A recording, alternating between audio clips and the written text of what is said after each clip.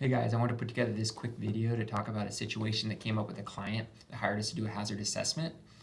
We took our standard approach and analyzed they have two systems. We analyzed each of their systems. One of their systems has relief valves that discharge to atmosphere. Therefore, we used our standard scenario where a relief valve lifts and stays lifting for 10 minutes. And for the second system, which had relief valves which terminate into a diffusion tank, we did the oil draining accident where we assume an oil drain valve was stuck open. The area of the opening is 0.1 square inches and examine that happening for 10 minutes. In this case, the Coupa pushed back on us a little bit, stating that our scenario wasn't adequate because the distance did not reach a public receptor. This facility is pretty rurally located, and so even though the distance was 0.2 miles for one of the scenarios, there was no population within that endpoint.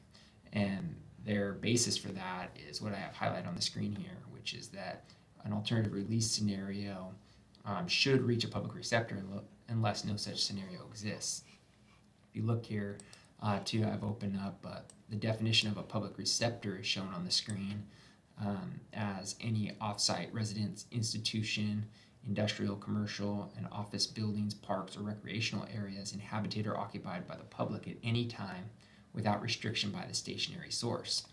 I hold to the belief that the road would count since the facility doesn't have any control at the ability to restrict that, but the Coupa didn't agree.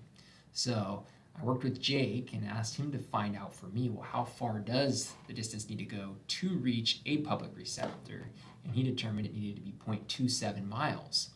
So now I was having to figure out a scenario that would reach that. So let me jump back over to our hazard assessment template. And the basis of this formula here, or this value of 128.4 pounds per minute, is equation 3 from Appendix E. And I want to just quickly pull that up and show it to you. That comes from this particular document, and specifically here is the equation. And I won't bore you guys with that, but it's actually a pretty simple equation because to get the release rate, which is QR, there's only two inputs, and that's the area of the hole and the gauge pressure.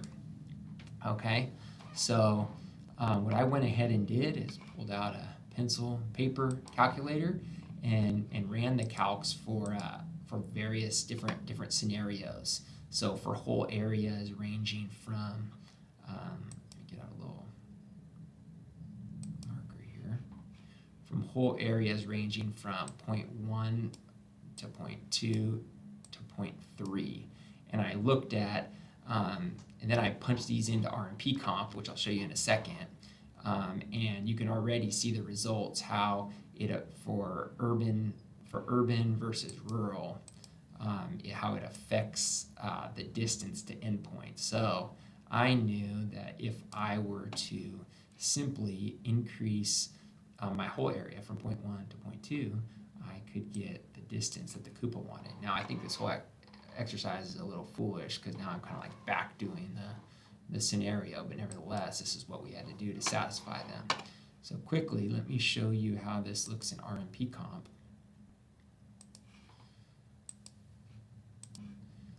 Okay, so let me go back. RMP comp. First of all, let me just show you a couple of things. I've selected alternative release scenario. Ammonia is liquefied under pressure. And I'm doing a user-specified release rate, 128.4. That corresponds to the opening of 0.1 square inches, a release duration of 10 minutes, rural topography, and it's outside, so I'm not going to check this box. By hitting submit, you can see I get 0.2 miles. Okay. One thing I just want to point out, this is kind of like a little bit of a tangent, but this release duration has no impact on the calculation.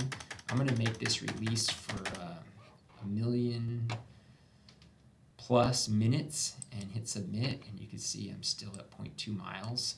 In the same way, if I were to make this release for a fraction of a minute, the distance is still 0.2 miles. So The duration has no impact on the outcome, so we'll just keep it at 10. But by changing it to 256.8, which corresponds to a whole area of 0.2 miles, 0.2 inches squared, I now get the distance of 0.3 miles, which has a population of 4 in this case, which is what the Koopa wants to see.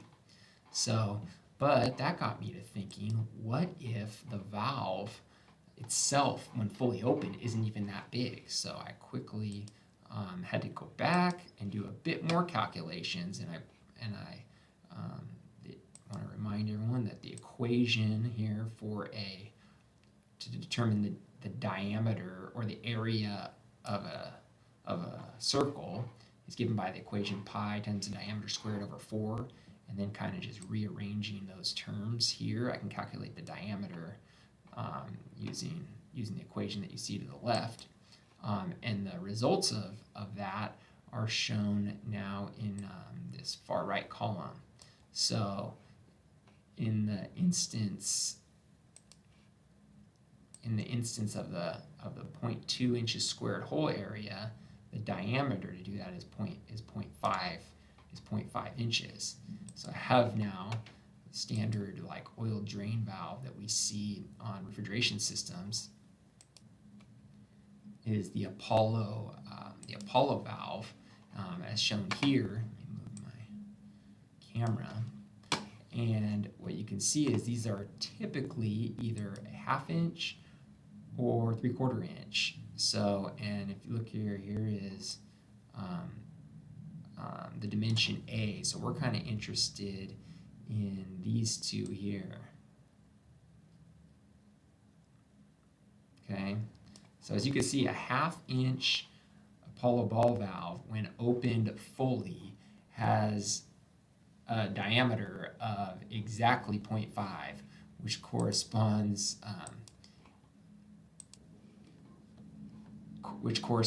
exactly to the diameter that I need it to be. So in other words, what that means, in order to get the release rate that the Koopa wants to see, to reach a receptor as they've defined it, that ball valve would have to be fully open to its full port. So the good news is at least it can be open that much. So what did I do? I went ahead and went with that scenario. It was a little, so instead of a whole area of 1/10 of an inch squared, I went with a whole area of 2/10 of an inch squared, which resulted in the release rate of 256 and change, which resulted in a distance to toxic endpoint of 0.3 miles, which reached a population of 4, which satisfied the Koopa.